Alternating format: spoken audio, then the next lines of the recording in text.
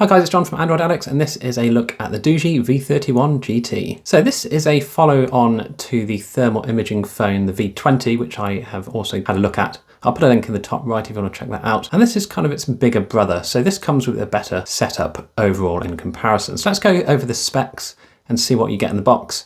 And then we'll go over some of the features of this thermal imaging phone and see whether this is something you might want to invest in. So the V31 GT comes in at around £450 or about $500. So it is one of the more expensive rugged phones that Doogee offers. However, with that, you are getting a MediaTek Dimensity 1080 8-core processor. That comes with the ARM Mali G68 MC4 GPU. It comes with the nice 6.5-inch Full HD Plus display here, and this is a 120Hz IPS panel. This does have Corning Gorilla Glass with a resolution of 1080 by 2400. Now, the battery in this thing is a 10,800 mAh fast charging battery, and you can charge that at 66 watts with the included charger in the box. So you can expect to get a full charge in around an hour. We've got 12 gigs of RAM and 256 gigs of storage, and you can expand that storage with the TF card slot here on the side, and you can put up to 2 terabytes of micro SD in there. Now, this does weigh 390 grams, so it's a pretty heavy beast, but obviously you are getting that huge battery, which is the reason it's going to weigh so much in your pocket. However, if you want a phone that lasts a good couple of days without charging, then this is certainly something to look into. So on the front, you do have a 32 megapixel front-facing camera.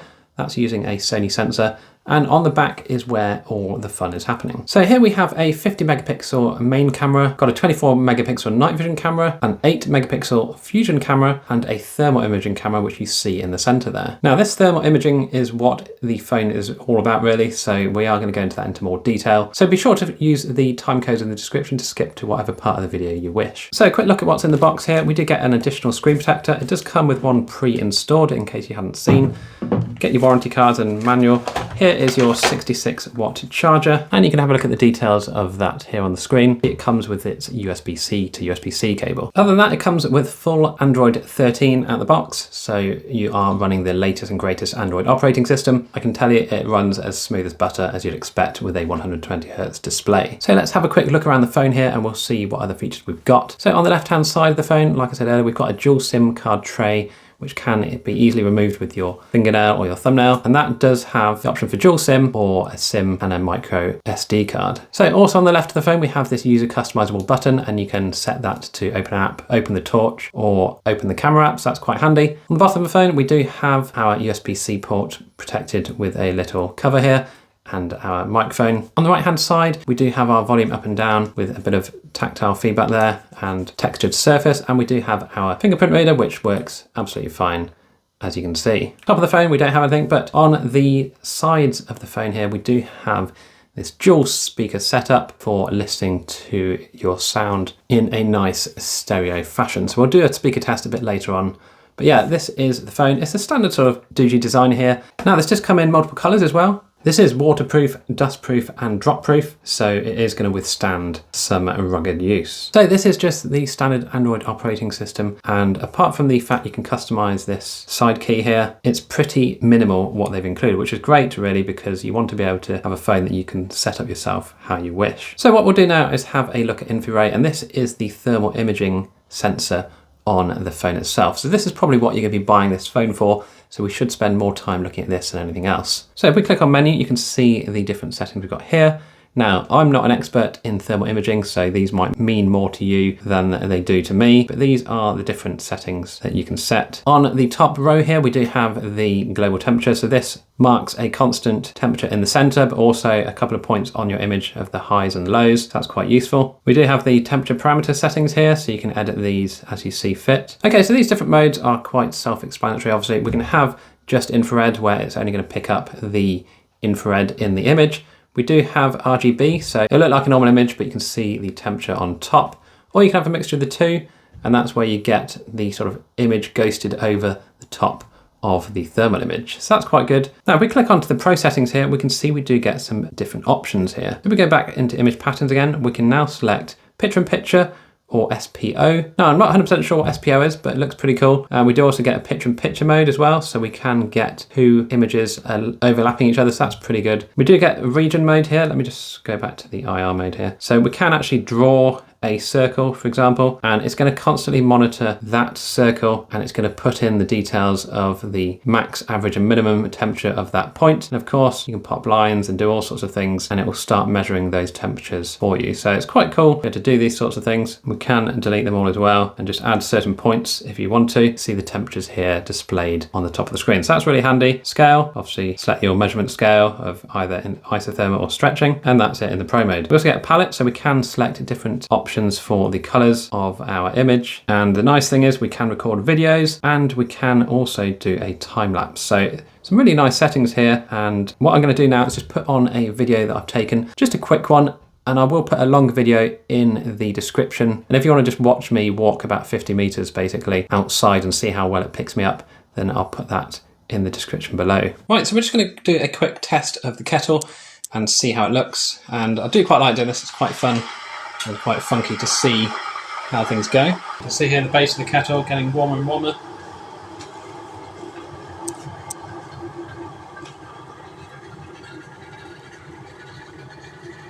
And we have the steam can at the top there.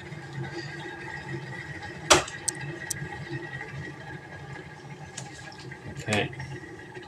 Got to just over 100 degrees Celsius, that's correct for a boiling kettle.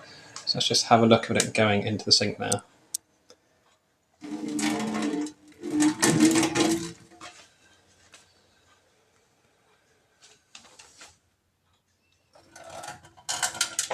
Pretty cool.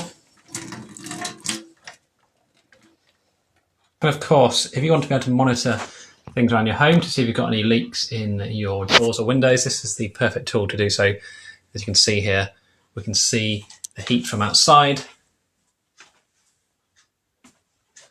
And the seal looks pretty good, doesn't seem to be coming through. Maybe a little bit down in the corner here. So I might need to look at that. But yeah, really good tool to be able to just go around the house and check things out. Okay, so that's the thermal imaging. Let's go over the main camera itself, and we'll put a few videos and pictures on the screen, and we'll see how that compares as well. Okay, so here we are on the V31 GT, and we're recording 4K. We've got EIS turned on, and a bit of an overcast day today, so no sunshine to look at sadly, but see how this fares.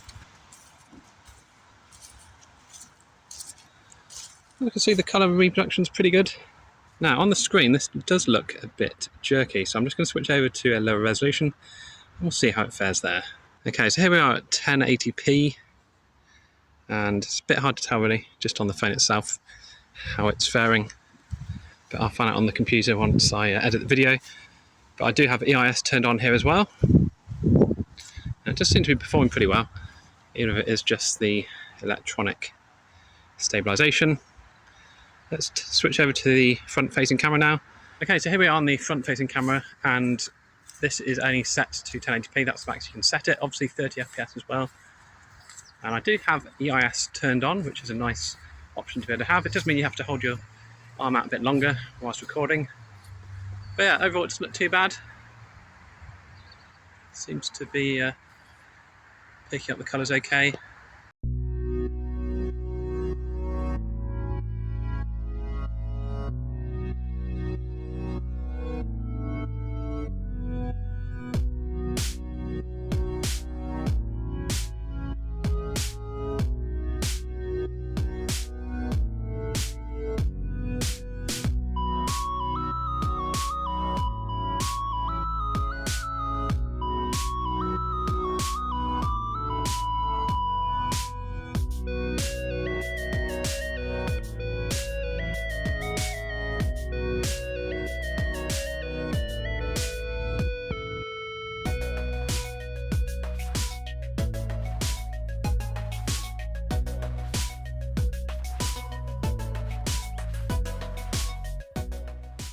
Right, I have also done some benchmarks on this phone, and these are the results for Geekbench 6 CPU. So a single core of 974 and a multi-core of 2466. GPU result was 2303. Did a 3D Mark test here with a score of 2233, average FPS of 13.38, and a slingshot test here of 5200 with the results on the screen. I also did an Antutu benchmark here. We got 555,000, 258. So the question is, what is it like with games? Well, let me just tell you quickly, it's very good. The Dimensity 1080 has been around for a long time now, which means games are very well optimized. So you can see here on COD Mobile, we have got low and max frame rate, and that is the best setting we can set. And you can see here, we're running at a buttery smooth 90 FPS. So this is absolutely fantastic.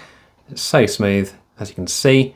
Now I'll quickly jump into PUBG and show you what it looks like there as well. So you can see here PUBG as well is running absolutely perfectly fine, buttery smooth, and this is on smooth and extreme. Okay, so here we are in Genshin Impact and we are on the low settings and 30 FPS. It works absolutely fine. There are a few jitters every now and again, but overall it's more than playable on the Doogee V31 GT. It's that MediaTek Dimensity processor, which has been around, like I say, for a long time now, so it has been well optimized in most games. Okay, so we're going to run this video at 4K and we're going to see how the speakers sound on this rugged device.